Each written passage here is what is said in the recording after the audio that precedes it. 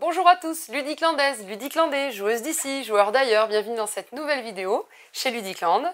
On va vous présenter les nouveautés cette semaine, celles qu'on a reçues. Malheureusement, il y en a d'autres, on ne vous en parlera pas, on ne les a pas reçues.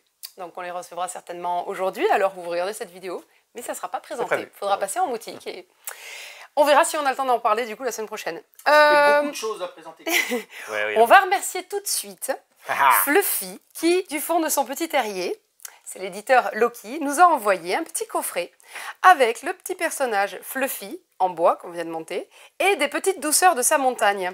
Donc on va vous présenter ça plus tard dans la vidéo, mais Fluffy, c'est ce petit chien de prairie. C'est la nouveauté chez Loki, nouveauté pour enfants à partir de 6 ans. Ouais, tout à fait. On en reparle en vidéo. Et pourquoi c'est de la myrtille et du miel? Parce que ce sont des petites ressources du jeu en fait. Exactement. Ouais. Et nous on va se régaler. Oh, merci Yellow, merci Loki. Et puis on en parlera un petit peu plus loin dans cette vidéo. Bien sûr. On se présente pour cette nouvelle vidéo. Moi c'est Laure, mon collègue. Moi c'est Steph. Et derrière la caméra, Cédric.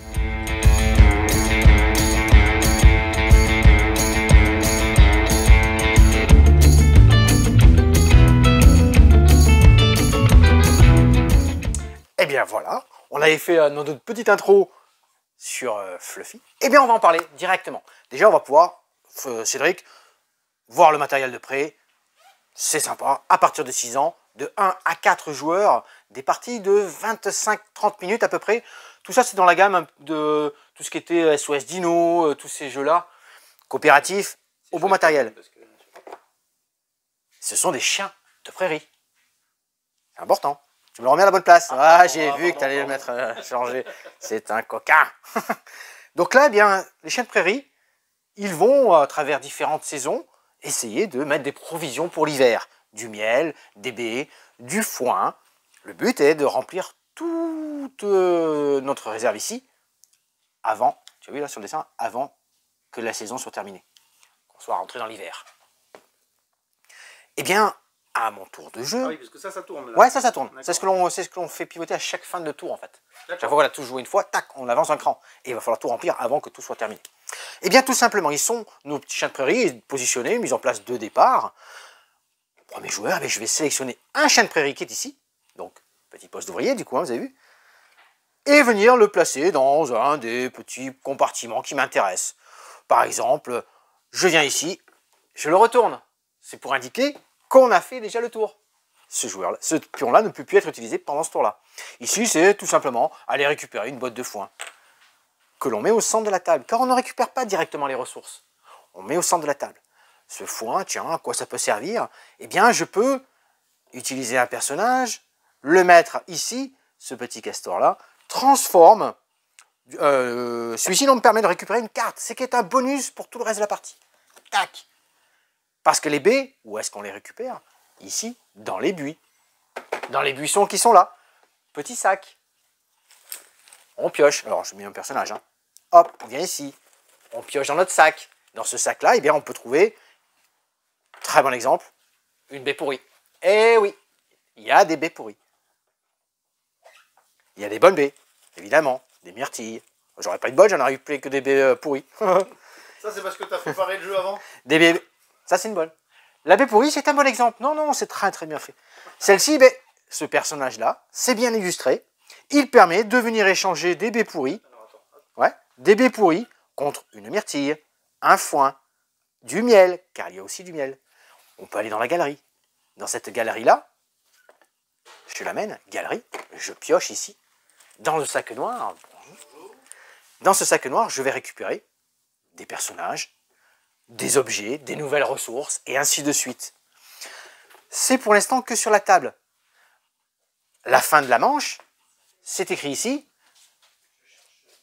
Les petits Fluffy, nos petits personnages, sont pour l'instant tous joués, donc ça s'arrête. Et on fait la saison. Je regarde ici. Est-ce qu'il y a un personnage qui est positionné ici? Non. Je vous dis pourquoi il y en aura un qui était positionné ici. Parce que, étape numéro 2, un événement se déclenche. On retourne la carte. Tu as vu, Cédric? Que tu as retourné la carte et que tu l'as fait tomber, oui. L'événement, un de nos petits chiens a été enlevé par un aigle. Un aigle. Ouais. Du coup, on récupère, on le met ici. Il n'est plus disponible pour le prochain tour. On en a plus. Il s'est fait emmener. On va le récupérer par la suite. Non, il n'y a pas de méchanceté dans ce jeu. Du coup, ben, on n'en aura plus que 3 personnages pour la future, pour le tour suivant. On avance d'une case, hop, tous nos petits personnages se redressent, et on va évoluer comme ça. Je voulais vous montrer juste quand on va ici récupérer dans cette case ici. Hop, donc au tour prochain, hein, on récupère le personnage, on joue d'abord celui-ci. Tiens, on va faire comme ça. On joue d'abord celui-ci, on le positionne. Ici, je récupère toutes les ressources présentes sur la table de la même variété. Et côté vraiment très plaisir, je mets ici dans la fente. Hop, tout tombe dans ma réserve et je viens positionner. C'est génial. C'est une réserve commune à tout le monde. C'est une réserve commune à tout le monde, c'est vraiment du coop. Et vraiment le but là est de remplir tout en premier. Alors évidemment, hein, vous avez vu, il va y avoir des choses qui vont apparaître. Ces petites bestioles là. Une petite fouine, quoi. Hein, elles viennent. Ça va bouffer les poules. Elles viennent bloquer l'entrée. Elles bloquent l'entrée. Il y a un moyen pour pouvoir les éliminer. Il y a des cartes ici chez le petit personnage, le castor, pour avoir plein de choses moins chères, pour avoir des échanges, des ressources différentes, cumulées. Et ce sont des avantages qui vont durer toute la partie. Dans les cartes événements, on va voir celui-ci. C'est super joli. Ouais, c'est excellent. Celui-ci, là, on n'a pas sécurisé nos réserves. Il mange tout. Oh là là là là. Bam. Événement. La loutre. Je crois que je sais plus si c'est pas une loutre. Je sais plus comment ça s'appelle. Le petit blaireau. Je sais plus comment ça s'appelle ce personnage. Il vient fermer un emplacement. Et ainsi de suite. Toutes ces petites actions-là sont des événements qui se produisent à chaque fin de tour de jeu. Fin de tour de jeu, exactement. Ouais. Très bien illustré. Très bien édité. 3 niveaux différents. On peut commencer notre terrier avec déjà quelques ressources en place. Donc un peu plus facile. Là, si on commence sans... Il y a 3 niveaux. Hein. Si on commence sans rien, ben, on est bloqué. Donc 3 miels, autant de les myrtilles, 1, 2, 3, 4, 5, 6, 7, 8, 9.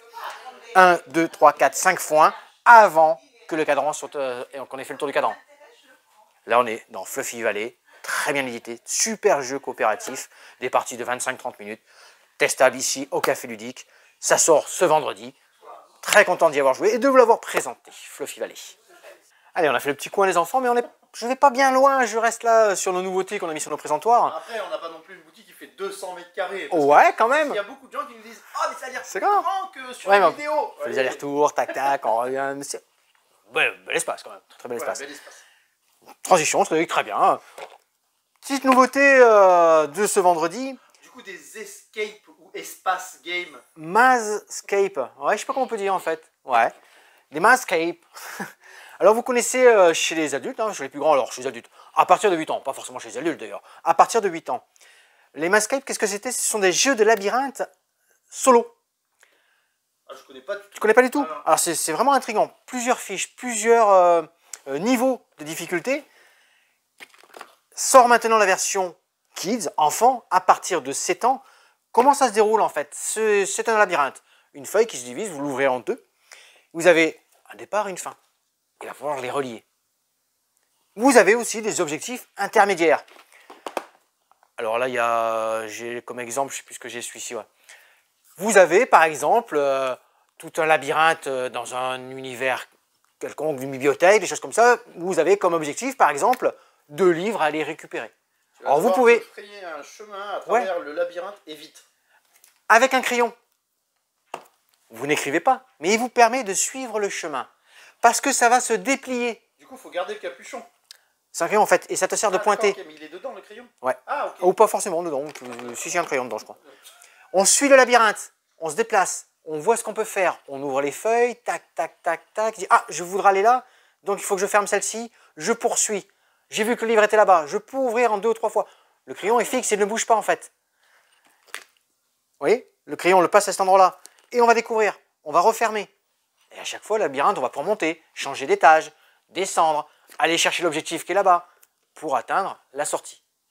Il y en a de différents niveaux dans ce Mazscape. Déjà, chez les plus grands, on avait Ariane et Labyrinthos. Toujours pareil, petite pliure, ainsi de suite. Et il y a différentes façons de les plier, plus le niveau va être difficile. Donc plus ça va, plus il va falloir les plier de plus en plus fort, quoi. Ouais, plier de différentes façons en fait. soit en quart, soit ouvrir en grand la feuille, et ainsi de suite. Il y a plein de petites mécaniques vraiment sympas. Des petits jeux solo challenge de chez Yellow. Manscaped, vraiment, vraiment très très bien. Maintenant la version Kids est arrivée. À tester, c'est sympa. Vraiment une belle petite collection. On reste de ce côté-là, tiens, on reste du côté jeu à deux. Je ressors mon petit Bestiole de guerre. Bestiole en guerre de Air, Land and Sea. Jeu à deux. Sort maintenant. Ah, ça me fait rigoler ça. C'est pas une suite. C'est pas une extension. C'est une suite, pardon. C'est pas une extension. C'est autonome. D'accord, t'es pas obligé de jouer, c'est un standalone. T'es pas obligé de jouer avec le premier. Voilà, exactement. Enfin, avec le deuxième sur le premier. Mais, Oula. comme très souvent, vous pouvez mélanger les deux jeux. Ouais, après, pour les ranger, c'est le bordel. Tout à fait. Cette fois-ci, on a Bobard, Pétard et Mouchard. Je te laisse montrer le petit doigt de carte. Donc là, c'est un jeu d'affrontement, hein, tout simplement, avec différents terrains de couleurs. Il va falloir poser des cartes face cachée, face visible. Vous allez pouvoir révéler les cartes de votre adversaire. Plein de coups fourrés. Vous êtes supérieur sur le terrain de couleurs dans lequel vous êtes placé. Vous gagnez ce terrain-là, vous allez avoir des points en fin de partie. Comme je vous l'ai dit, ces deux boîtes peuvent se mélanger, donc avoir des pouvoirs différents et renouveler vos parties de Bestioles en guerre grâce à Bobard, Pétard et Mouchard. Mais il est autonome, hein, vous retenez bien qu'on peut y jouer sans la première boîte. On va tourner dans ce sens-là. Est-ce que ce sens-là te convient? Alors, vous avez vu, non, parce qu'il était là, celui-là, il était très bien là. Eh bien, non. Alors, reste tranquillement. Je t'économise, j'ai bien compris. Ça, l'année dernière... Ultra limitée chez nous. Hein. Le calendrier, le fameux calendrier de l'Avent, Exit. Vous savez, hein, Exit, toute la petite collection de jeux d'escape, où vous avez des choses à les résoudre avec des petites roues, des ressources, et ainsi de suite. Utilisable qu'une seule fois parce que vous détérioriez du matériel. Ici, eh bien, une histoire à la poursuite du livre d'or, 24 énigmes captivantes. Le livre du Père Noël y a des grelots a été dérobé. À vous de reconstituer grâce à... On retrouve tout l'univers d'Exit. Hein, ces 24 petites maisonnettes que vous allez visiter et trouver qu'est-ce qu'il s'est passé avec ce fameux livre. Vous voyez, Noël approche, mais la fête est compromise. Le livre d'or du Père Noël a été dérobé. Ce livre, c'est le grand annuaire dans lequel sont inscrits les vœux de cadeaux de chacun. Si vous n'aidez pas tout de suite le Père Noël à récupérer, les fêtes seront tristes et tout le monde sera déçu. Vous n'avez d'autre choix que de retrouver le livre avant le réveillon. Noël est en jeu. Là, vous avez vu, on prend de l'avance sur Noël, mais c'est vrai que vous l'a dit, attention, ça va vite partir. Gros succès de l'année dernière, c'est la deuxième version, calendrier de l'Avent, Exit. On continue comme ça. Allez, tiens. Au niveau de l'éclairage de la lumière, là, ouais. Je poursuis sur Monolith. Là, pareil, beau matériel. Un jeu de... ouais, parce qu'il prend un malin plaisir. Je me fais mes petites préparations, j'arrive devant le jeu, je dis ah là là, mais j'avais besoin de préparer mes cartes, tac tac. C'est un malin, ça. Monolith, de 1 à 4 joueurs à partir de 8 ans, 30 minutes. Toujours pareil, hein, les auteurs, Cédric vous met les auteurs et les illustrateurs dans le petit bandeau de dessous. Ça, disponible ici en Café Ludique à tester. Monolith, on va jouer à des polyminos cette fois-ci. Tour de jeu tout simple, but du jeu, réaliser une des structures qui a été sélectionnée en début de partie. Une structure, c'est cette petite carte qui est ici. Je vais, à l'aide de ce cristal, je suis premier joueur. Tu as vu? Il y a plusieurs chiffres. Je vais compléter ici tout en bas. Ça. Ouais, alors à 2 joueurs, on va monter jusqu'à 4 blocs. Et si on est 3-4 joueurs, on peut monter que jusqu'à 3. Okay. Mais en effet, ici, il faudrait que pour la valider, cette structure, que je n'ai qu'un seul étage, ici, au plus 2 ou plus, en fait. Je pourrais monter au plus de 2, donc 3, 4, ou 2 à partir de 2, hein, et 1. Tour de jeu tout simplement, hein, je peux me déplacer de 1 à 4 niveaux ici et récupérer une pièce que je viens positionner sur mon plateau personnel. Car nous avons des plateaux personnels, cette structure-là, avec des couleurs. Oh pardon, avec des couleurs. Bon, quand je vous parle des couleurs, vous allez voir. Avec des couleurs. Je viens, je resélectionne une autre tuile qui est au hasard dans la boîte. Ça, c'est une possibilité. J'aurais pu aussi défausser la pièce complètement, récupérer une petite pièce d'un cube et venir la positionner, toujours pareil, sur mon petit présentoir. D'accord, les uniques là, elles sont sur le côté. Celles-ci, ouais, elles sont disponibles là. Ça, c'est au hasard. On ferme, on pioche, on regarde. On peut prendre connaissance de ce qu'il y a avant de piocher. Ok, on a vu tout ça. Après, on mélange, et c'est du hasard, et on vient repositionner dans notre cadran ici. Tu pioches à l'aveugle. Oui, exactement. Tu ne choisis pas la pièce ici, parce que tu les choisis, celles qui sont autour de ton présentoir. D'accord. Donc là, et après, intéressant, donc je parlais des couleurs, on peut prendre des petites cartes de prophétie en fait. Les prophéties, c'est, je pense que je vais réussir à mettre, sur la face noire, parce que j'ai commencé la face noire par exemple, tant de petits cubes à la couleur, de ce côté-là. Des points, les prophéties, c'est ça.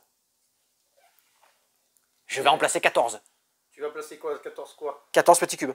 D'accord. De la même couleur. Ah, Non, de la la même couleur. couleur. De la même couleur. C'est pour ça que c'est important les couleurs ici sur les C'est présentoirs. ambitieux quand même. 14. Ben là, 14, je n'aurais jamais choisi 14. Surtout que ma structure me demande que je vais devoir en mettre qu'un seul. Oui, c'est ça. Eh oui, donc là, je vais en mettre, je vais dire, tiens, moi, je vais mettre 4 sur le noir ici. C'est optionnel, hein, je ne suis pas obligé, hein, prophétie. Hein. Ah oui, d'accord, mais il y a une encoche qui... Ouais, il y a une encoche qui me dit, là, tac. Hop, ah, un petit problème avec mon joystick. Je l'ai mis ici, je pense que je pourrais en faire jusqu'à 4 ici. C'est jamais obligatoire, mais c'est des points en fin de partie. Car, à la fin du tour du joueur, je vais regarder si j'ai rempli une des conditions, c'est-à-dire, est-ce que j'ai déjà fait un premier étage complet, par exemple. Paf, je viens sur mon petit plateau ici, je suis le premier joueur à réaliser cette opération, je prends le maximum de points. Ensuite, on va continuer les tours, vont s'enchaîner de la même façon. Ça va s'arrêter lorsque j'aurai réalisé la structure ici. On déclenchera à la fin de la partie. La structure ici réalisée, on va mettre des cubes, on va monter. Alors bien sûr, il y a des contraintes de pose. Hein. Vous doutez bien qu'on ne peut pas poser n'importe comment. Je fais une petite mise en place, Cédric. Hein. Regarde, tac, tac, tac. On peut venir se mettre en étage par ici, ainsi de suite. Ça, c'est une structure. T'as perdu là? Mais là, je ne suis pas bon là. On ne peut pas mettre un vide dessous. Voyons, qu'est-ce que j'avais ici? 2, 1, 1. Celle-ci, elle ne m'intéresse pas. C'est juste pour tricher. Hein. C'est juste pour tricher. Tac. Ici, on est à 2, 2, 1, 1. On n'est pas trop mal. Là, je suis à 1. Je dois terminer. Il faudrait que je vienne, tu vois, c'est vrai qu'il faudrait que je vienne placer ici un petit carré. 2 de plus. Pour l'instant, je suis pas mal. Il me manque des 2 encore ici. Voilà, pour mettre la structure avec. Pour pouvoir réaliser la structure. Donc, Enfin, t'as raté ton objectif. pas encore. Ça tourne. Non, pas encore. Je suis encore bon pour l'instant. Je suis encore bon. Les 4, là, oui, je l'ai loupé le 4. Exactement. J'ai loupé. Mais on va enchaîner les tours comme ça jusqu'à que la structure, un des joueurs ait réalisé la structure. Il y en a plein dans le jeu, évidemment. Ça sera déclenché. On aura compté les points au fur et à mesure des différents tours par rapport aux objectifs réalisés de base, de structure et ainsi de suite. Total de points. C'est parti. Très joli, très intéressant. Là, il faut pas mal réfléchir. On peut coincer ses adversaires en venant leur supprimer telle ou telle pièce, être le premier à réaliser telle ou telle prophétie et ainsi de suite. Il y a deux versions de plateaux différentes. Là, c'est pour la version 1-2 joueurs. De l'autre côté, vous avez 3-4 joueurs. Ça, c'est Monolith. Vous pouvez venir le tester en café ludique. C'est dispo. Eh bien, on reste dans la construction. Pyramido. Une petite transition sur cette table-là. J'ai mis en place une partie. C'est plus facile. J'ai remis en place, parce qu'on allait expliquer, c'est pour ces petites coupures. Hein, en même temps, on a quelques clients. J'ai remis tout ça en place. Pyramido, c'est un jeu, alors déjà, 2-4 joueurs, à partir de 8 ans, on est parti du 45 minutes. On va construire une pyramide. Chacun va construire une pyramide d'un socle de 4 par 5. Mise en place, un certain nombre de tuiles ici, une rivière, on va appeler ça une rivière, c'est pas vraiment une rivière, mais... Par contre, c'est une pyramide en 2D. Hein. Oui, parce qu'on va monter, on va vraiment monter, tout à fait. Ah ben non, donc en 3D. En 3D du coup. Oui. En 3D. On aura ici un choix entre 3 tuiles différentes. Alors au début du jeu, bien évidemment, hein, il n'y a rien devant nous. On va en sélectionner une, la positionner et venir choisir une des 2 tuiles. Toi, si je prends celle-ci, c'est vrai que c'est important. Une des 2 tuiles qui est ici pour la remettre dans le marché. Disponible au joueur suivant. Prochain joueur. Exactement. Donc là où on commence à rentrer un petit peu de stratégie du coup. Qu'est-ce que je lui permets de récupérer? Est-ce que si je la mets pour moi pour le tour prochain, elle pourrait me revenir? Il y a tous ces petits travaux qui vont se faire. Ça, à 4 joueurs, ça devient compliqué à optimiser tout ce côté-là, à programmer. J'ai récupéré une tuile. Donc du coup, bah, tiens, ça, ce joueur-là, 4 par 5, il va être intéressé par cette tuile ici. Très bien, il place cette tuile-là. C'est un double bleu. Il y a un bijou à l'intérieur. À chaque fois que je pose une tuile et que je possède encore devant moi un des bijoux à la couleur de la tuile, je viens le positionner. Tac. Parce que le but du jeu est de faire un maximum de zones à la couleur demandée. Ici, sur le vert, regarde Cédric. Sur le vert ici, je l'ai positionné ici, j'ai marqué ma tuile, on dit. Lorsque ma base de la pyramide est terminée, donc là il ne me reste plus qu'un emplacement, hein, je vais comptabiliser 1, 2, 3, 4, 5, 6, 7 bijoux verts, 7 points. Là, tu comptes les bijoux qui sont dessus. Là. Parce que c'est une zone contiguë. J'aurais eu une zone isolée ici, pas de bijoux, pas marqués, elle compte rien celle-là. Ah, il faut que tu les marques du coup. Il faut que je les marque, et je n'ai qu'un par couleur. Ça c'est important, c'est important. C'est l'action du jeu. Prendre une tuile, la positionner, la marquer avec un des petits repères bijoux qui sont encore devant moi à cette couleur-là. J'ai aussi la possibilité d'utiliser cette pièce de recouvrement, on appelle, qui est recto verso. Attention, j'en ai que 3 et elle dure toute la partie. Une fois qu'elle est utilisée, je ne peux plus la reprendre, cette tuile recouvrement. Cette tuile recouvrement, très utile. Elle me permet de positionner, par exemple, qu'est-ce qui aurait pu m'intéresser? Ah ben je l'ai fait ici, tiens bien, regarde. Ici, lorsque j'avais posé cette tuile-là, j'ai mis du côté jaune, et si je n'avais pas utilisé en plus mon petit bijou jaune, j'aurais pu le marquer. C'est la seule possibilité qu'on a de marquer dans le même tour 2 fois. J'agrandis ma zone jaune avec un nouveau bijou. 1, 2, 3, 4. Ça, c'est le premier étage. On va continuer comme ça. Voyons, qu'est-ce que aurait été intéressant ici? Ah, il m'a bien piégé. Oh là là. Ben non, je vais prendre le rouge, parce que je n'en avais pas de rouge encore. 2 points. Tac, tac. On remet une tuile ici. Celui-ci récupère celui-là. Il a très bien joué. J'ai très bien préparé le jeu. C'est formidable. Ta base, elle fait 5 par 4. La base fait 5 par 4. Alors, dans un sens ou dans l'autre. Hein, s'il n'y a pas de côté longueur, c'est pas très grave. Tant que ça fait 5 par 4. Et là, petit marqueur, première phase. On va marquer les points, comme je vous ai indiqué. Hein. 1, 2, 3, 4, 5, 6, 7, 8. Des zones complètes marquées par un bijou. 1, 2, 3. Je m'arrête sur 1, 2, 3. Il y a un petit bonus. Parce que l'histoire ici, c'est le fils du pharaon. Il est déçu par la pyramide qui a été construite pour son père lors de son décès, en fait. Lorsqu'il l'a enfermé dans une pyramide qui est vraiment toute simple. Lui, il veut qu'on lui construise, pour son futur abri de mort, on va dire, je ne sais pas comment on dit dans le terme égyptien, une magnifique pyramide ornée de bijoux. Ça tombe, mais de profil. Ouais. Je sais pas si au micro elle est passée celle-là. Ah, mais tu veux pas ça tombe de profil. Là, c'est la base. Mido, son fils, donc, il veut sa plus belle pyramide. Je parle de Mido, pourquoi? Parce qu'il offre un bonus. Il offre un bonus du plus petit score réalisé dans la couleur, à cette manche-là. C'est pour ça que je disais 1, 2, 3, 1, 2, là c'est le 2 qui compte, et on va compter le nombre de points de bijoux par la plus petite couleur, qu'on va rajouter au nombre de prestige. C'est suivi ici. Deuxième étage, on récupère tous les petits bijoux. Attention, les tuiles de recouvrement ne bougent pas. Et c'est là que c'est intéressant. C'est là que c'est intéressant parce que la phase suivante, on va venir se positionner, comme disait Cédric, on monte une pyramide en 3D, exactement, alors je vais prendre celle-ci, exactement à des emplacements de coin en coin. Je vais mettre comme ça. Tac! On va rentrer à l'intérieur. Parce que là, je voyais pas du tout comment tu allais faire, en fait. Je la place de coin en coin, le prochain étage. J'ai posé une nouvelle tuile. Donc du coup, celle-là va être comme ça. Ouais, celle-là, par exemple, j'en mets une au hasard, hein, Ouais, sans okay. infection, on va être comme ça. Et toujours pareil, je marque. Je marque la tuile.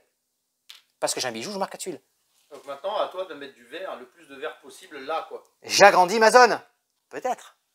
Parce que celle d'en bas continue à être comptabilisée. On est d'accord que pour le joueur suivant, il y a moyen de l'embêter, mais terrible. Eh ouais, excellent. Franchement, c'est une belle surprise. La pyramide est vraiment très intéressant. Et on va continuer comme ça. Fermer l'étage là. Un troisième étage et un quatrième étage. Ça, c'est pyramido. Comptage de points, les petits bijoux, placement, tuiles, pièges pour les adversaires, blocage, ainsi de suite. C'est joli, très agréable à jouer. Toujours pareil, hein.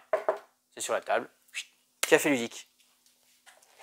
Je reste là, je fais un perfect word. Est-ce que tu veux que je l'avance un petit peu vers ici? Ouais, ça va aller. Ça va aller? Ouais. Perfect word. Cette petite boîte vous rappelle un petit quelque chose. Ouais, ça ressemble un peu à... Dis-moi un Lucky Numbers, ça va m'aider. Un Lucky Numbers. Pas du tout, mais ok, d'accord, un Lucky Number alors. Ouais, c'est Tiki Edition qui fait ça. Vous connaissiez le Lucky Numbers où on devait placer des chiffres sur chacun avec des trèfles sur un plateau de façon croissante, ainsi de suite. Excellent, ça se joue à tout âge, c'est vraiment très très bon. Eh bien, Perfect World, il réinvente les mots fléchés. Il réinvente les mots fléchés, tout simplement. Trouver les mots parfaits. Là, ça se joue assez nombreux, parce que j'ai fait jouer ce matin de 2 à 6, à partir de 10 ans, des parties de 20 minutes. Mise en place. Plusieurs niveaux, avec des espèces de petits crabes que l'on va mettre.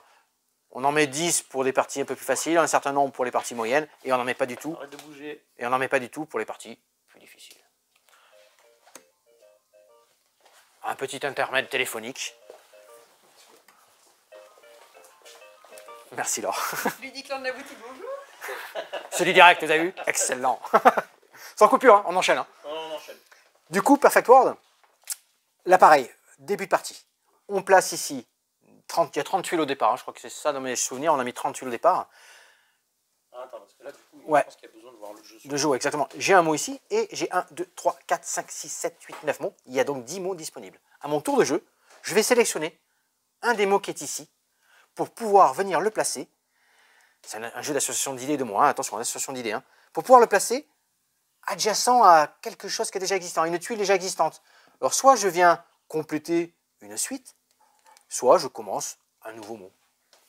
Lorsque j'en ai 2 d'affilée, comme ici, jeu et pique, je suis obligé de venir placer une tuile numérotée. Le numéro 3 me fait penser à jeu et pique. Parce que celui qui l'a placé, il dit jeu et pique, je pense que les gens vont peut-être penser jeu de cartes, paquet de cartes, carte. Ah, mais il n'y a pas carte en haut. Il n'y a pas carte, mais il n'y a pas besoin d'avoir carte. C'est quelque chose que l'on va mettre en fin de partie sur ce petit bloc ici. Là, j'ai mis... Tu m'as changé les mots. Il m'a changé les mots. Il m'a changé les mots. Oh non, non, non, non, non. De nous flinguer les vidéos. Oh non, non, il m'a changé les mots. Il met du cœur en plus. Mais moi aussi, j'ai mis du cœur à rechanger tout. Là, Ça c'est passe bon. vrai, quoi. Ici, j'avais mis, regardez, espace et Mars. Parce que celui qui a mis ces mots-là, il pense à une association. Le but, c'est que les autres pensent à la même chose à la fin de la partie. Comment va se dérouler la fin de la partie? C'est que les mots vont se mettre en place, on va pouvoir continuer des associations, en découvrir des nouvelles. À chaque fois qu'on met 2 associations, on met un petit carton. Ici, j'ai mis sorcière, ça a été complété par fête. Le numéro 4 est mis en place. Sorcière et fête, ça vous pensez à Halloween, par exemple. Par exemple, tout à fait. Une fois que tout est disposé, jusqu'à la 10e, secrètement, à l'aide de votre petit crayon, vous allez, par exemple ici, au numéro 3, mettre une carte. Chacun dans son coin. Espace et Mars, vous allez mettre par exemple au numéro 2, planète. Vous me direz si vous avez des idées. Sur le 4, sorcière et fête, Halloween. Ensuite, on va discuter, sans révéler. On a le droit de sortir complètement une association. Là, on dit, Gilles, alors Gilles, s'il me regarde en vidéo, parce que je l'ai fait jouer ce matin, rien à voir, attention, hein, c'est juste, c'est un exemple. Hein. On va éliminer cette association parce que je ne la vois pas du tout. Je ne sais pas ce que ça peut être, rien de tout.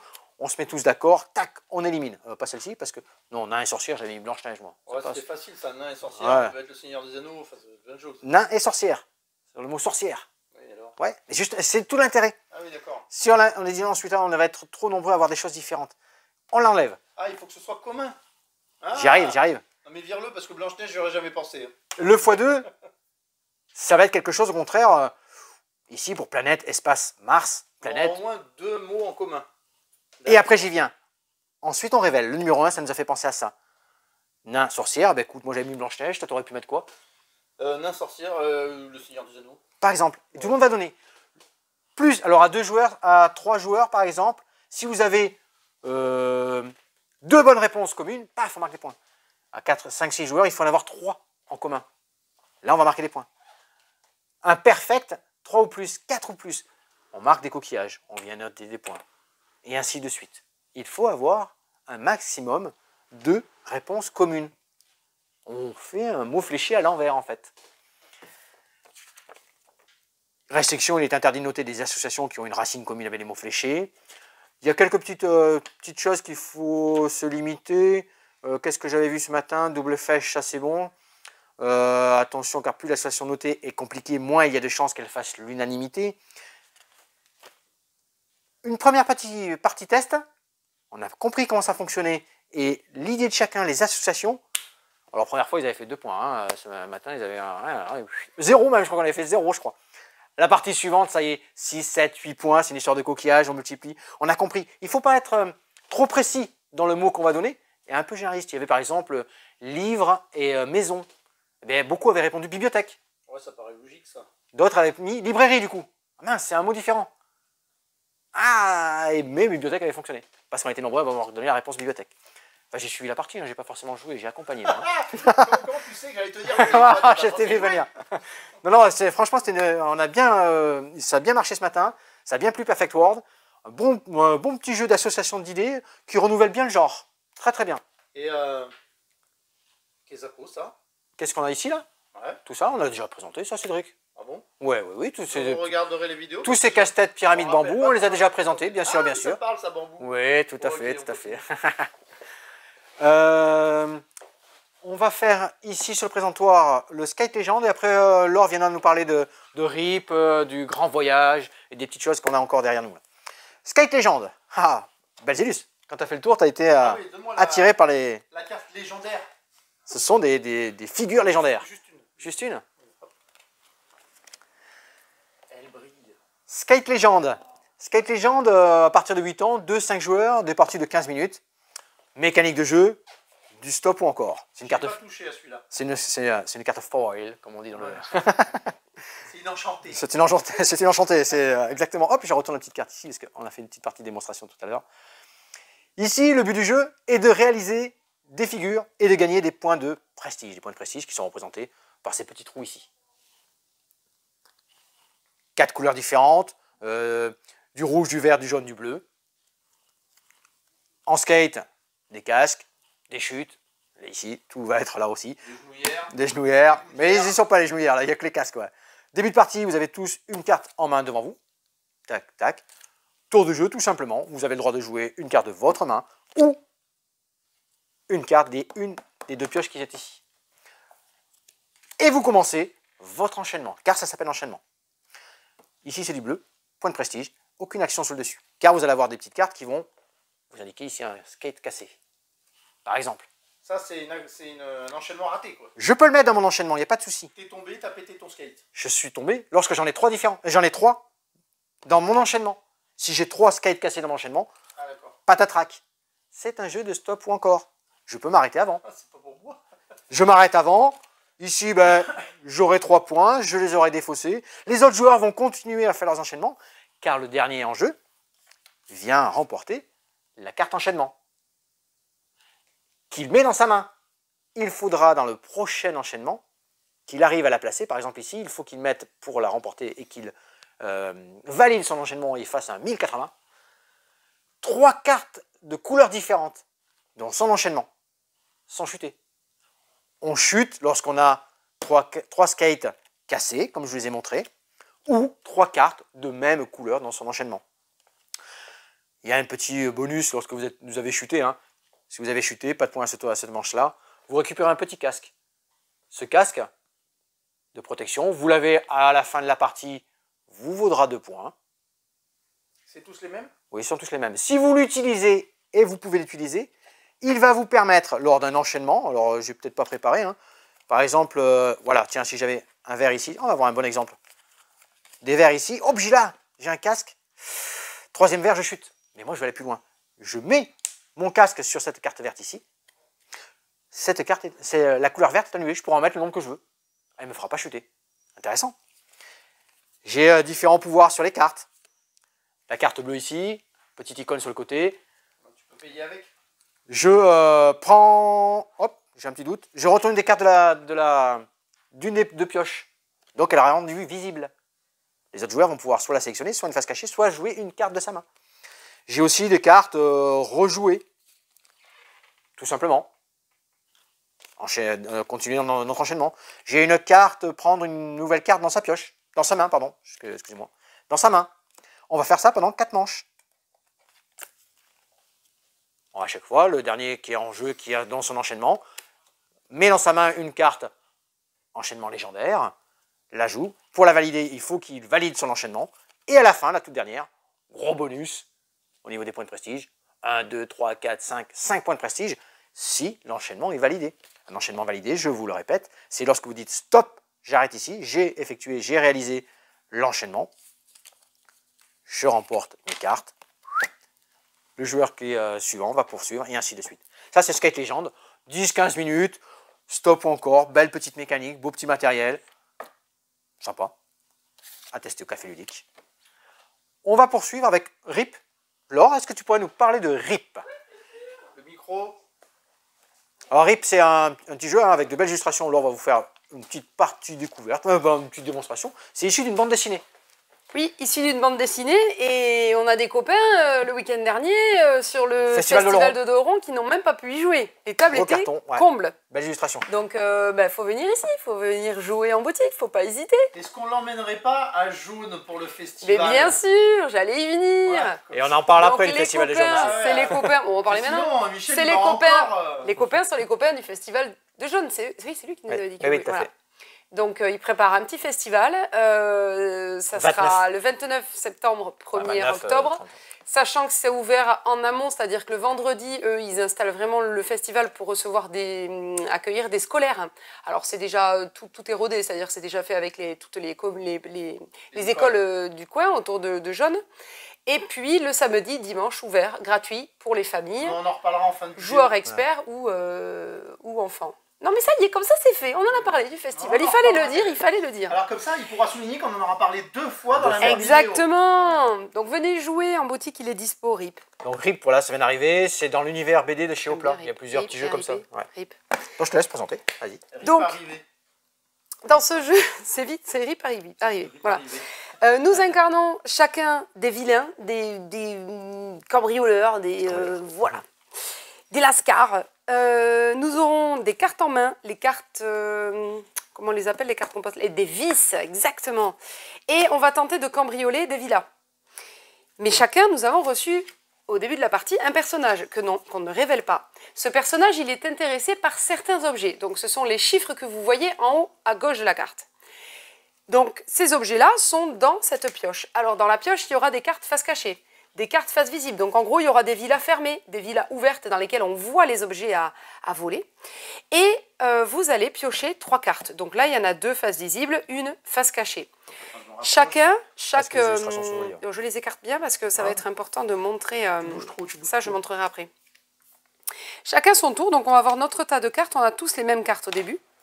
Numérotées de 0 à 10. Vous allez pouvoir poser une carte autour d'une villa. Donc par exemple, le joueur qui a les cartes jaunes a posé un 4 ici, face visible, pour dire voilà, moi je mets un 4 ici. Vous allez monter si vous voulez sur mon chiffre, étant donné évidemment que ça sera celui qui sera majoritaire au niveau des valeurs des cartes, qui va remporter la carte en question, l'objet. C'est quoi, c'est de 1 à 10 les cartes?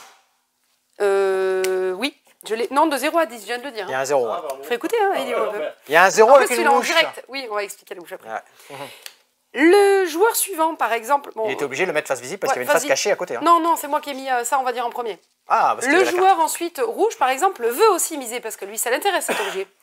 Lui, par contre, sa carte, il devra la jouer après la mienne. Donc, il va la jouer face cachée.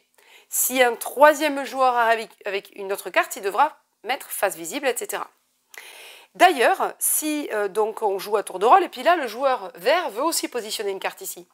Eh bien, il peut le faire, donc face visible, puisque face cachée, face visible, face cachée, face visible. La prochaine carte qui va... étant donné qu'il y a 3 cartes autour d'une même villa, on va rajouter immédiatement un autre objet. Une autre villa? Voilà comment ça se joue. Skate. Une autre carte. Ah oui, d'accord.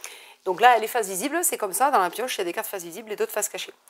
Une fois que tout le monde... voilà. Dès qu'une 4e carte arrive autour d'un objet, eh bien, la manche est terminée.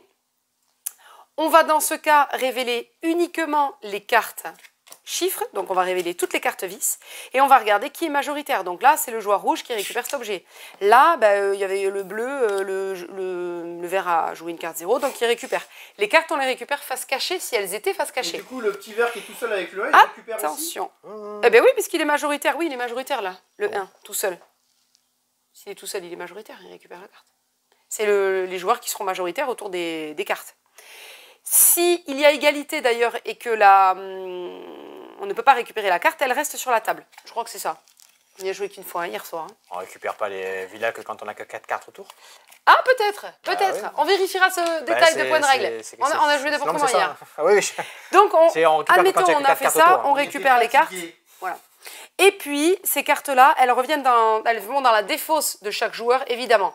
Face visible, ce qui fait qu'on sait ce que le joueur rouge a joué comme carte, sachant que les cartes vont 0 à 10, je sais qu'il n'a qu'un seul ou que 2 chiffres, un tel. Donc on sait au bout d'un moment, on peut commencer à compter les cartes. Et c'est ça qui fait en fait un jeu intéressant aussi.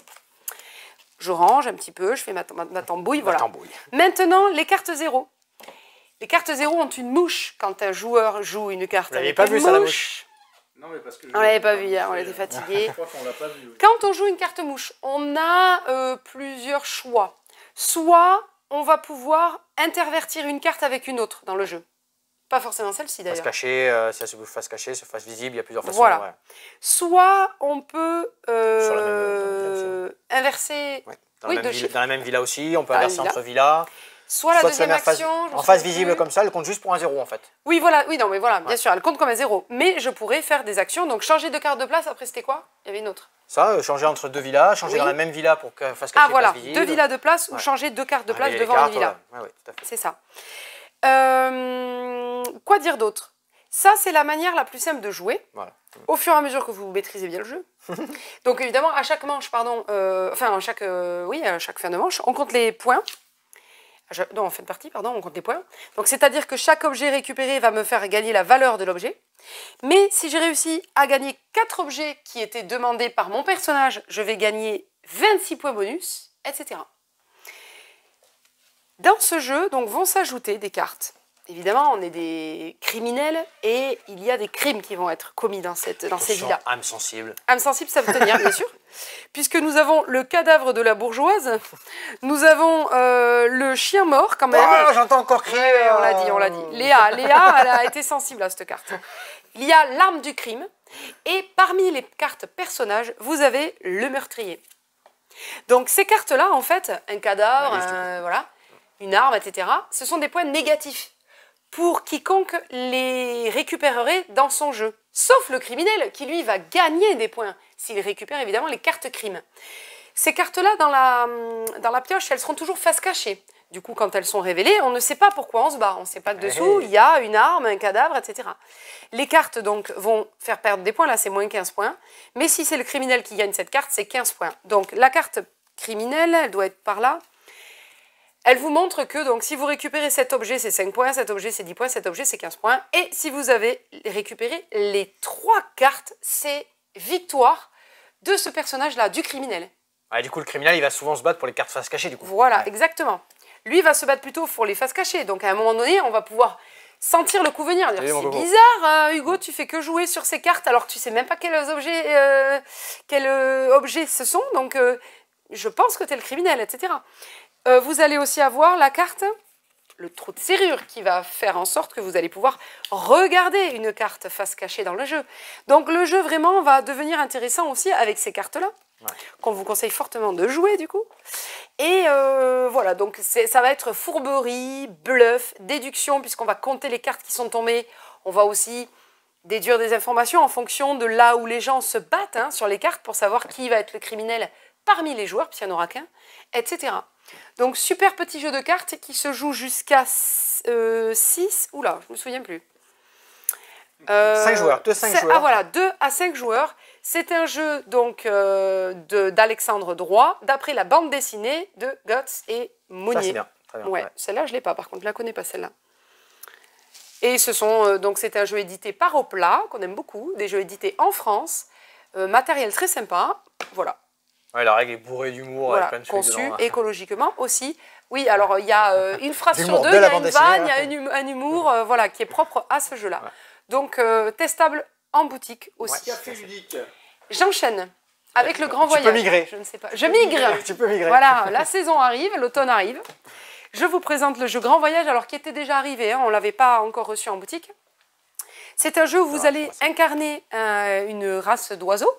Donc, vous pouvez aussi bien être une huppe faciée comme une sarcelle d'hiver ou une cigogne blanche. Viennent chez nous aussi. La cigogne blanche, là. La cigogne. Attends, avec son jeton bonus. Tac. Elle a boudé parce qu'elle n'était pas la sarcelle d'hiver. Oui, parce que c'est la couleur verte. Je me dis en moi, arrivant je ce joue matin, toujours pas la sarcelle d'hiver. voilà. Alors que c'est les pions verts et moi je joue toujours en vert. C'est un vrai problème ces couleurs de pions quand même. Là, voilà, hein, c'était ça ou la galinette cendrée, mais je ne l'ai pas trouvé dans le jeu. Bon, dans ce jeu, Tu as joué avec le guêpier d'Europe? Exactement. Vas-y, Dans ce jeu, c'était un jeu de stop ou encore, très familial, très accessible. Là, on peut jouer jusqu'à 8 joueurs. Vous avez 8 oiseaux différents qui vont être représentés ici. Et vous avez le plateau qui représente une carte du monde. Enfin, là, c'est plutôt le continent européen. Voilà. Sachant que vous allez, Afrique-Europe, vous allez faire migrer des oiseaux, du coup, évidemment, l'automne, hein, ils vont aller dans des pays plus chauds et terminer leur migration, donc à différents endroits. Ça va dépendre de votre oiseau. Si vous avez un oiseau qui est plutôt sensible à différents dangers, différents obstacles qui peuvent arriver sur le parcours, il va avoir une zone d'arrivée plutôt courte, enfin le vol sera plutôt court. C'est assez bien équilibré là-dessus. Oui, c'est ça. Si vous avez un oiseau qui est assez rustique, assez résistant à différentes contraintes, il va avoir une destination plus lointaine et donc un vol plus long. Jeu de stop ou encore parce que vous allez définir qui est le ministre des cartes. Donc nous, c'était Paul, notre ministre des cartes hier. C'est celui qui va tirer de la pioche au fur et à mesure une carte et qui va la poser en dessous du plateau de jeu. Donc ici, voilà les dangers qui vont arriver en haute altitude, en moyenne altitude ou en basse altitude. Donc, vous avez différents dangers, donc c'est noté dans la règle, vous avez les dangers plutôt naturels, c'est-à-dire sur le plateau aussi. Oui, sur le plateau. Vous avez l'épuisement de l'oiseau, vous avez le vent qui va arriver, et au niveau des dangers naturels, les prédateurs, les oiseaux là. Et puis, vous aurez aussi différents dangers plutôt anthropiques, donc liés à l'homme. Par exemple, vous avez la pollution, vous avez la chasse, avec la pression, comment on dit j'ai plus le mot. La pression cinégétique. Voilà, plutôt que de dire la chasse, parce qu'on ne veut pas dire que les chasseurs chassent certains oiseaux, parce que là, il y a quand même des oiseaux qui sont protégés. Mais effectivement, la pression cinégétique va faire que ça peut empêcher, enfin, un peu dégrader les vols migratoires, effectivement. C'est ça. Et le troisième péril anthropique qu'on peut croiser, c'est les collisions, avec donc différentes choses liées à l'activité humaine. Les avions, par exemple. Voilà, ou des bâtiments, des baies vitrées, enfin bref, parce qu'il y a quand même l'hirondelle, il y a des choses comme ça comme oiseaux aussi. C'est ce que nous, hier, on a appelé le pare-brise. Le pare-brise. C'est horrible. Ah mais non, c'était beau thématique. Qu'on ne rencontre rarement quand même en haute altitude. Hein. Donc effectivement, sur le plateau... D'un avion, j'insiste. Oui, mais sur le plateau, justement, on vous montre qu'à haute altitude, la fréquence en fait des dangers que vous allez pouvoir trouver sur les cartes en fait. Vous avez beaucoup plus de dangers liés au vent et à l'épuisement de l'oiseau en haute altitude qu'en basse altitude. En basse altitude, ça va plutôt être des problèmes liés à des collisions, de la pollution, la chasse ou un petit peu les prédateurs. Voilà, par exemple. Donc, on tire une carte. Chaque joueur va décider où il place son oiseau éclaireur. Donc, vous allez démarrer évidemment en basse altitude ou moyenne altitude. Donc, chacun va se positionner. Voilà. Donc, par exemple, là, le danger de la moyenne altitude, c'est le vent. Donc, chacun va avancer son jeton d'un curseur sur la jauge de, j'ai dit quoi, de vent. Le joueur jaune a choisi, donc, lui, de démarrer en basse altitude. Donc, lui, le danger, c'est de rencontrer des collisions. Donc, il va... Voilà. Donc, ah oui, mais alors ça, c'était... voilà, on a compris, le joueur vert, etc. Et le joueur jaune, donc, on a dit, le danger de collision, ici, est plus présent en basse altitude. Facile. Ensuite, on va piocher la seconde carte, qui ne nous fera gagner toujours que 1 point d'avancement sur le plateau si on termine là. Là, les joueurs vont être obligés donc, de se déplacer sur la prochaine carte. Pareil, si vous êtes en moyenne altitude, vous pourrez rester en moyenne altitude, aller en haute altitude ou en basse altitude. Si vous êtes en basse altitude, vous ne pourrez aller que en basse altitude ou en moyenne altitude. Vous avez compris, c'est toujours le même niveau ou un niveau au-dessus, un niveau au-dessous. On continue de jouer, mais le joueur ici qui prend la décision, par exemple, alors je dis le joueur vert, il avait pris un point de vent, et puis là, il décide, hop, le joueur vert, il était là, il décide de passer en basse altitude. Donc, il va avancer sa jauge d'1 point sur le danger de collision, mais il va décider de s'arrêter peut-être. Donc là, il dit, je décide de m'arrêter. Ici, il va mettre son éclaireur et il sait qu'il n'avancera que d'une case ici sur le plateau. Les joueurs qui vont continuer, etc., on continue à jouer. Stop ou encore, du coup. Stop ou encore, d'où le stop ou encore. Si jamais, par exemple, vous étiez au maximum de vent que vous pouviez prendre pendant ce vol-là, après vous êtes épuisé, eh bien, et qu'on retombe sur une carte sur laquelle il y a le danger vent, dans ce cas, et que vous n'avez pas le choix d'aller sur cette altitude-là, dans ce cas, vous arrêtez votre vol, c'est-à-dire que votre vol a échoué carrément. Donc dans ce cas, vous mettez votre jeton sur le côté et vous n'avancerez pas sur le plateau de jeu. Vous attendez que les autres joueurs aient terminé, jusqu'où ils peuvent aller.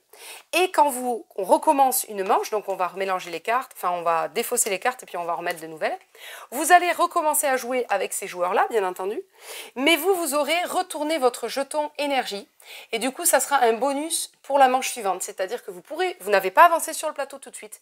Mais pour la prochaine manche, le prochain envol, vous allez pouvoir jouer ce bonus qui va vous permettre de résister en fait à un danger. Donc vous voyez par exemple une carte sur laquelle il y a du vent mais vous ne voulez pas la prendre, vous utilisez votre joker et vous n'avancez pas votre curseur sur la jauge de vent. Voilà comment ça se joue. Sur le parcours, par contre, je ne sais pas si tu peux te rapprocher, il y aura des dangers. C'est-à-dire que par exemple, j'étais arrivée, je commence ici, moi le jeton vert, j'avais fait 3, je m'étais arrêtée au niveau 3, ben, je vais avancer 1, 2, 3 cases, ici ou par ici, 1, 2, 3 cases.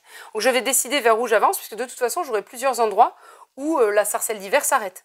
Donc je vais pouvoir jouer de différents endroits. Je vais décider du chemin que je vais prendre. Par contre, si je n'avais avancé que de 2 cases, 1, 2, eh bien je tombais déjà sur un danger de pollution.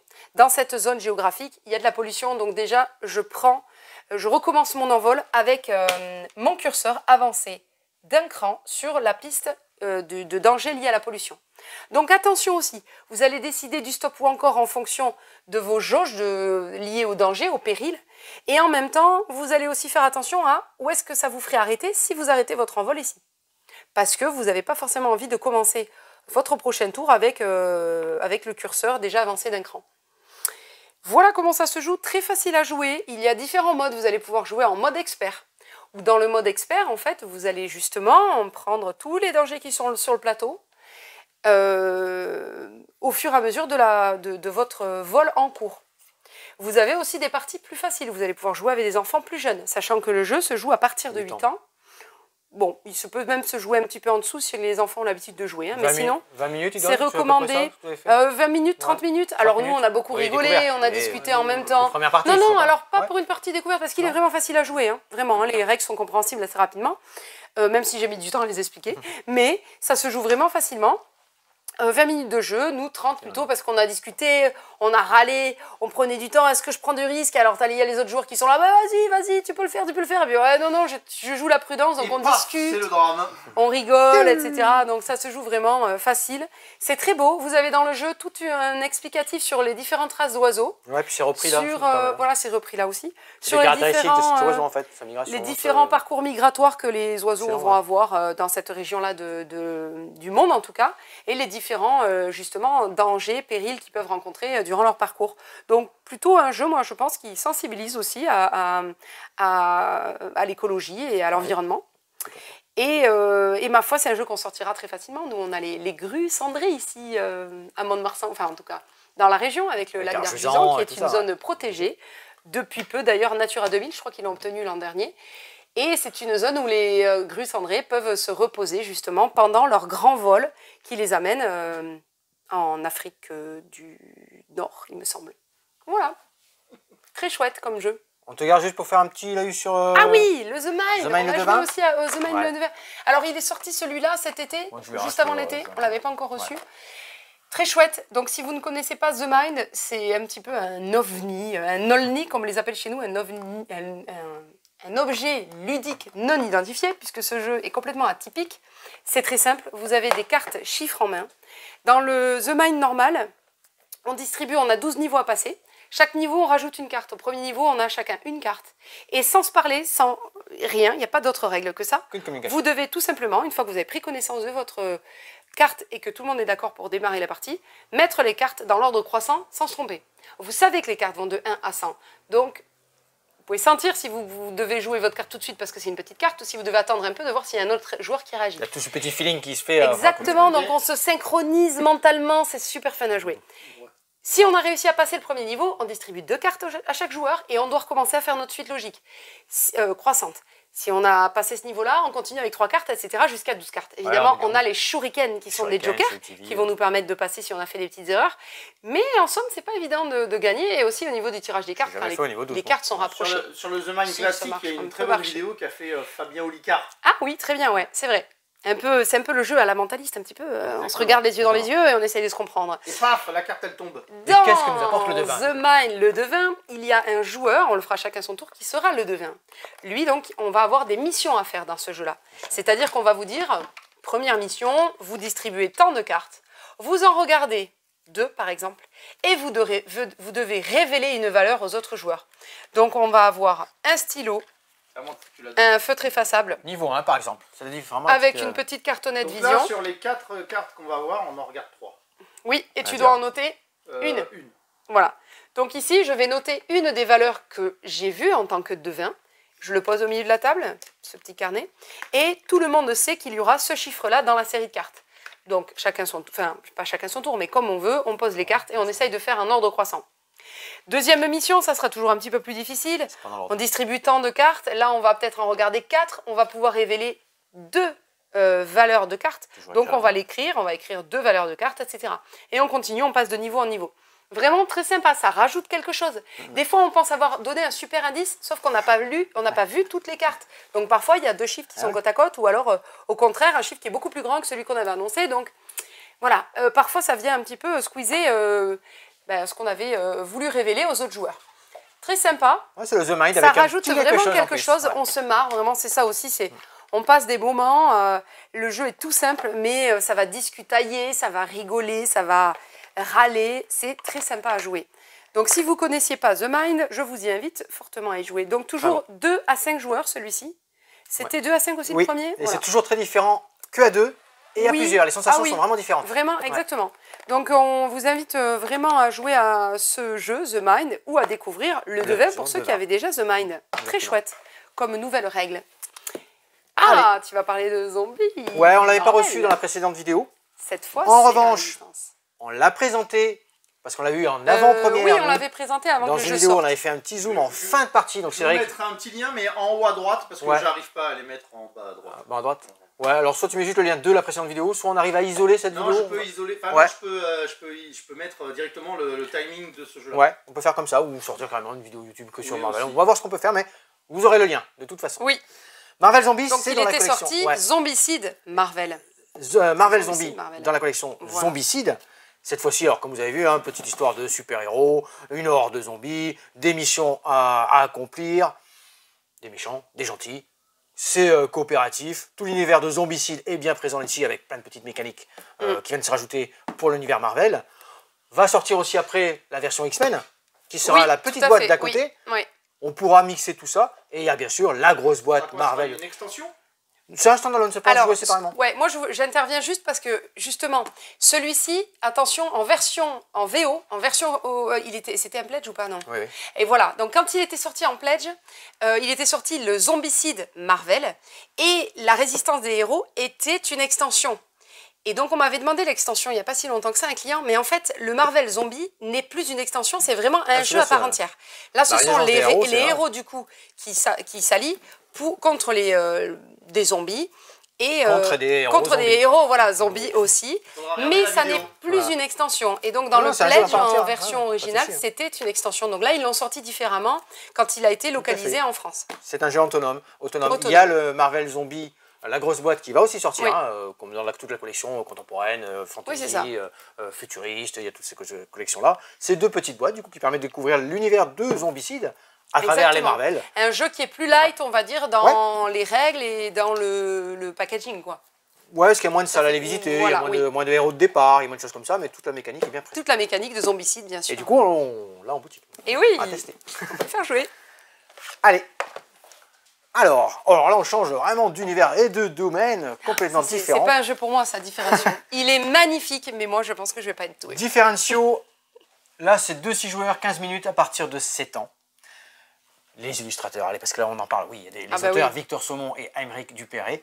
Et il y a 2 côtés, en fait. Qui ont fait un super jeu, mais les illustrateurs... De ce côté ici et de ce côté-là. On a Pauline Détraz et Nayad aux que illustrations. j'apprécie beaucoup. Chacun a fait tous les deux de très bons illustratrices et illustrateurs. Oui. Differentiaux. Comment ça se passait en 2 phases complètes. Ici, on a 9 petites scénettes que j'ai mis en place. 1, 2, 3, 4, 5, 6, 7, 8, 9. Ce sont des cartes comme ça. Attention, si tu veux le voir là. Ouais, vous allez jouer. Le plateau. Montre le plateau. Peut-être avec la caméra, parce que vraiment, il faut le voir. C'est très chouette.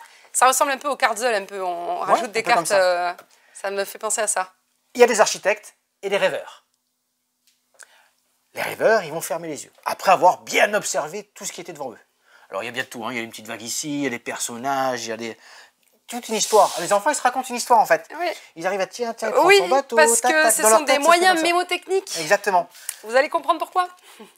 Les rêveurs ferment les yeux. On ferme les yeux. Je le fais pas parce que je vais être ridicule. Et l'architecte, lui, il a 3 cartes en main. Il a 3 cartes en main et il va discrètement remplacer une carte qu'il met de côté. Il demande au rêveur d'ouvrir les yeux. Les rêveurs se précipitent autour du plateau, tac, tac. On a le droit qu'à une seule proposition. Hein. Le premier qui donne la bonne réponse remportera la carte mise de côté par l'architecte. Et on fera ça pour avoir 3 points. Vous avez compris, un jeu d'observation et de mémoire. Tu l'avais vu de près le plateau avec les cartes juste avant? Oui. Ouais. Oui. Donc là, j'en ai changé une. C'était lequel qu'on cherche? On cherche la différence avec celle-ci. Ouais, Voilà. exactement. Donc, On cherche la différence avec celle-ci. Tu l'as vu? Donc ça, moi, j'ai échangé la carte numéro 1. Voilà. Donc là, il y a un des joueurs qui va dire celle-ci. Non, c'est celle-là. S'il se trompe, il n'a plus le droit de jouer. Oui, Les mais autres, tu le hein, savais, la triche. il prend celle-ci, J'ai regardé le jeu. il valide. Celui qui a donné la bonne réponse remporte cette carte-là, il la met de côté. Voilà. Ça lui fait 1 point. On va faire ça là pendant la manche jusqu'à qu'il y en ait un qui ait 3 points. L'architecte récupère une 3e carte. Celle-ci, elle reste ici. C'est la carte qui était une qui va ici. Voilà. L'architecte récupère 3 cartes et on change d'architecte. Les rêveurs, ainsi de suite. Vous avez compris comment ça se déroulait. Ça, c'est la première manche. La deuxième manche, ça, c'est les deuxièmes illustrations hein, pour le plateau qui est dessus. Ah oui. Ah ouais, c'est différent. La deuxième manche, eh bien, on va pouvoir remplacer jusqu'à 3 cartes. Là, ça se complique. Hein. Ça se complique. Jusqu'à 3 cartes. Et on va évidemment faire des Ah oui, propositions. Mais alors, attends, c'est jusqu'à, c'est-à-dire que t'es pas obligé. T'es pas obligé. Non, non. Et on peut faire des propositions. Du coup, les joueurs ne le savent pas, donc... On peut faire des propositions jusqu'à 3 fois. Tant qu'on ne se trompe pas. Oui. Parce que si on se trompe, Terminé. on perd des points. En plus. Ah. Alors là, il y pas mal. a des risques. Hein. On perd des points.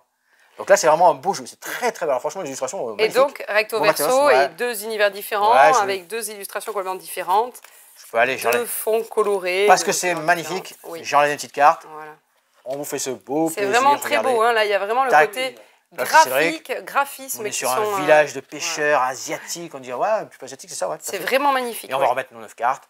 Architecte, rêveur, tout ça. Très joli différentiaux. Très très joli. Du coup, on viendrait placer ces cartes ici. Ça marche. Tiens, allez, j'avais fait tout par ici. On avait reçu le Ramen Ramen la semaine dernière. Je ne l'ai pas sorti.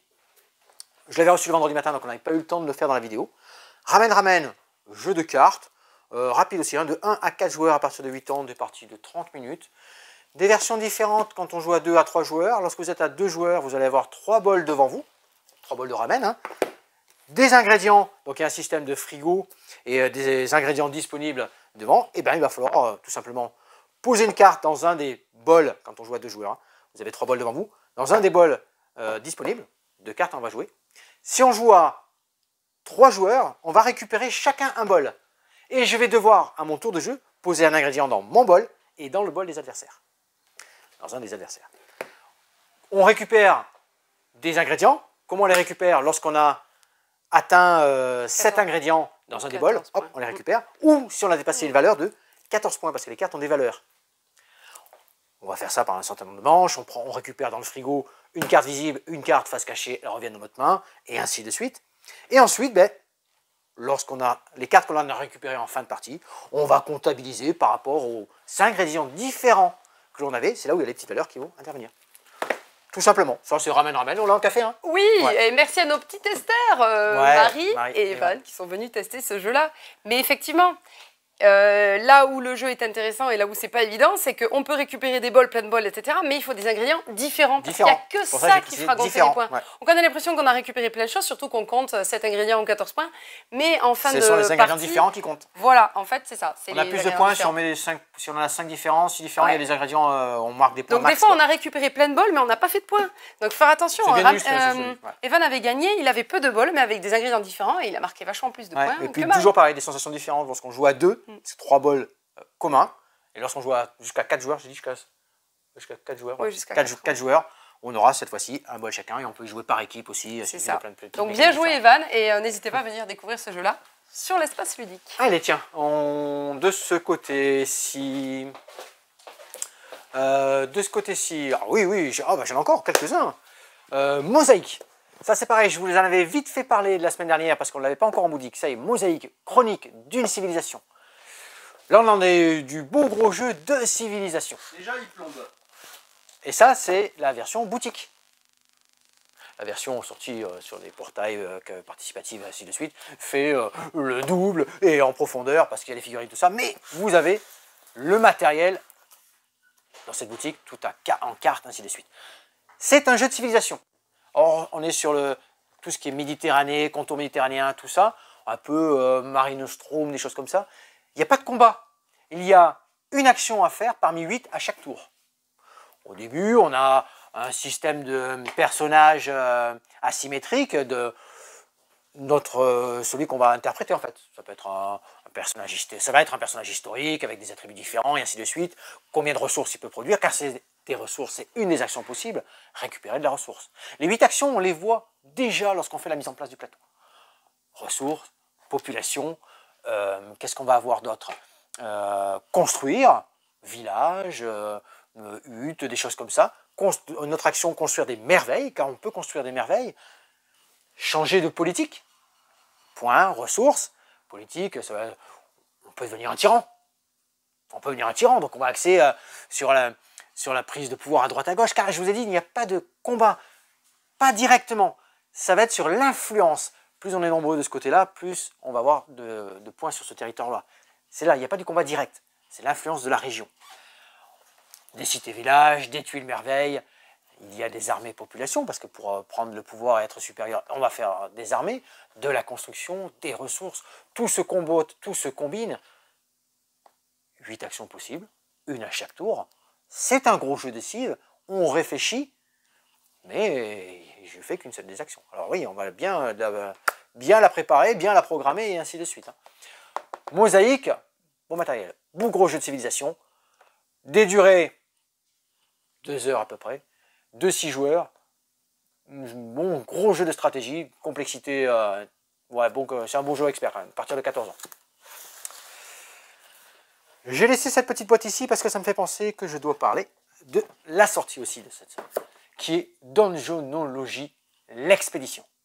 Et ça, c'est son extension, une extension avec des nouveaux personnages. Nous sommes dans une école de donjons. Ce n'est pas un dungeon crawl. Là, il y a du matos terrible. Il y a aussi pas mal de matériel. Nous sommes dans une école de donjons et le professeur en titre, il a disparu, il est mort, il est parti, vous faites ce que vous voulez. Et vous voulez devenir ce nouveau professeur.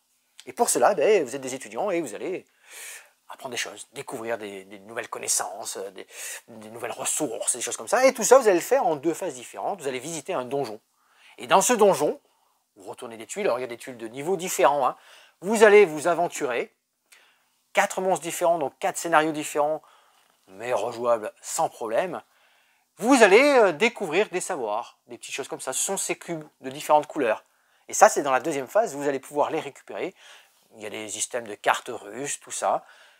Ce savoir, vous allez les récupérer et les mettre sur votre petit plateau personnel. Et sur ce plateau personnel, il y a différentes échelles de ressources. Il va falloir en cumuler le maximum. Parce que dans ce jeu, vous préparez une thèse. Ah là, on y est, hein, une thèse sur la donjonologie. Que vous allez présenter au feu de camp. Et celui qui aura la plus belle thèse à la fin de la partie deviendra le professeur en titre de l'école de donjon. Je vous passe, il y a plein de petites cartes, il y a plein de mécaniques différentes, il y a plein de fouilles dans le donjon, il y a des monstres différents, il y a du beau matériel, ici avec des belles figurines, et ça vous rajoute des nouveaux personnages, vous voyez. contient 8 nouvelles cartes aléatoires, 4 nouveaux doctorants et 2 nouveaux plateaux de notes pour le jeu à 5-6 joueurs. Oui, 5-6 joueurs, parce que celui-ci, j'avais vérifié, 90 minutes, 14 ans et plus, 2-4 joueurs. Extension possible de jouer à 5-6 joueurs du coup. Le but du jeu est de guider un doctorant dans son exploration du donjon, rassembler le maximum d'informations sur les créatures qui y résident, gagner des points au fil de votre exploration, soumettre la meilleure thèse sur le clan qui habite le donjon, devenez le nouveau professeur de donjonologie. Hop. Et je le mets sur le petit présentoir. De ce côté-là, j'ai mon petit papier. Je ne veux rien oublier pour... Hop, j'en ai bien un copé là-bas. Je vais en reparler de suite. J'en ai bien de ce côté-là.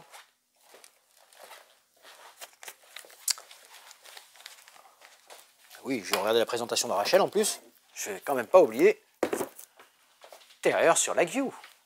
Alors, Keys and Bike. Le jeu de plateau. Pourquoi ils ont écrit ça ici? Ah, les rôlistes, ils vont dire, bah ouais, ça se connaît, c'est un jeu de rôle ça. Ouais, Keys and Bike, c'est un jeu de rôle. Eh bien, ils ont fait la même chose sur un jeu de plateau. Des années 80. Coopératif, c'est dans la zone coopérative ici. C'est coop.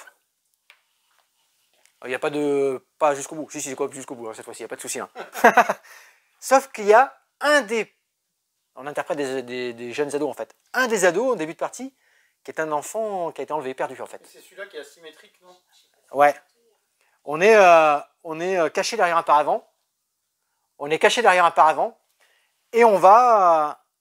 L'action que l'on va avoir derrière ce paravent, c'est faire interagir le monstre, faire interagir les différents unités de police ou les convois. Il y a plein de choses sur ce plateau. On va faire cette interaction-là. Les autres joueurs, ben, eux, ils jouent normalement. Ils ont des cartes en main, ils ont des actions à y faire. Ils fouillent, en fait. Ils fouillent parce qu'on recherche l'enfant, en fait. Où est leur pote? Il est caché quelque part. Lorsqu'on va l'avoir découvert, il enlève son paravent, il est découvert, eh bien, il continue à jouer comme un enfant normal cette fois-ci. Il reprend la partie en cours de jeu tout à fait normalement. Et on va intervenir. Alors, il y a un système de dés, vous allez retrouver des cartes, il y a plein de choses à découvrir, des objets cachés. Il y a vraiment très bien illustré, une belle mécanique. Et ce côté asymétrique de début de partie, là, on a un enfant qui a un rôle différent des autres et qui fait interagir le jeu. Ça, c'est pas mal. Depuis son écran de jeu, le gamin perdu joue des cartes sans parler pour faire deviner sa position sur le plateau et être secouru. Mais ces cartes déplacent aussi le monstre à travers la ville. Car il y a un monstre. Il faudra fuir la ville. Ça, c'est Terreur sur Lakeview. J'allais dire, à partir de 12 ans, 2-5 joueurs, 45-60 minutes. Et on est bon. Et là, on est pas mal. J'étais en train de réfléchir. Je faisais un brrr dans ma tête, là. Tout est bon. Merci à tous et à toutes d'avoir suivi cette nouvelle vidéo. On répète, on en a déjà parlé, on fait une animation spéciale Disney samedi prochain, samedi... Le 16. Samedi 16, donc pas demain, samedi prochain. N'hésitez pas à vous inscrire, il reste des places, mais c'est sur inscription puisqu'on n'a pas un espace illimité de jeux. Donc on vous fera découvrir des jeux comme le jeu d'affrontement Lorcana, enfin le jeu, pas d'affrontement justement, pas que, pas bien. mais le jeu Disney Lorcana, on vous fera découvrir le Double Disney, le Codename Disney et le Dixit Disney qui sortira justement juste la veille. Nous avons reçu chez Bombix un magnifique jeu de la part de Bombix, l'éditeur de jeux Humanity. On l'a testé, on vous en reparlera sur une prochaine vidéo. Ça arrive mi-octobre. Un jeu un peu high level, enfin initié, peut-être un peu expert, enfin voilà. Très chouette, où vous allez devoir eh bien, diriger une base spatiale le mieux possible pour accueillir la vie et gagner un max de points. Donc c'était un jeu pas mal sur la gestion de ressources, on se creuse les méninges, comment on combotte, comment on récupère des ressources pour les utiliser ailleurs et comment on combine les modules que l'on va mettre dans sa navette pour gagner un maximum de points. On vous en parlera mieux sur une prochaine vidéo. Il se lit comme ça. Et encore merci à Bombix pour cette découverte. Tu le voulais? Ouais, je vais la connaître. Qu'est-ce qu'on a oublié? Ah oui, on reparle du Festival de Jaune, donc n'hésitez pas à y aller. On en parle bien en avance. Hein. C'est le dernier week-end de septembre, à cheval avec le week-end sur début octobre. Donc 30, 29 pour les scolaires, 30 et 1er octobre à Jaune, dans les Landes. Ouais. On a oublié de parler de quoi, rien.